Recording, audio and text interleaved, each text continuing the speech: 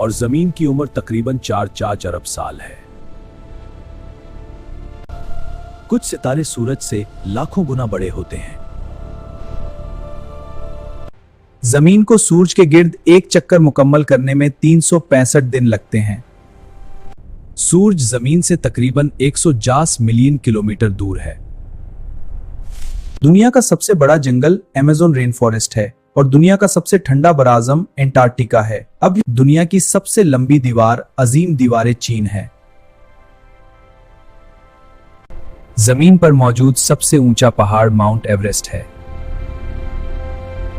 और दुनिया का सबसे बड़ा जजीरा ग्रीनलैंड है।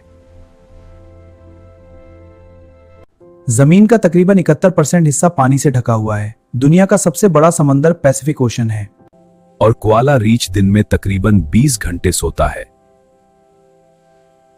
बलियां अपनी जिंदगी का तकरीबन 70% वक्त सोने में गुजारती हैं। चमगादड़ वाहिद ममालिया जानवर है जो हकीकत में उड़ सकता है।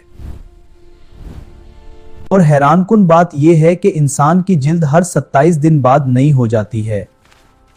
इंसान की नाक तकरीबन 1 ट्रिलियन खुशबुएं पहचान सकती है।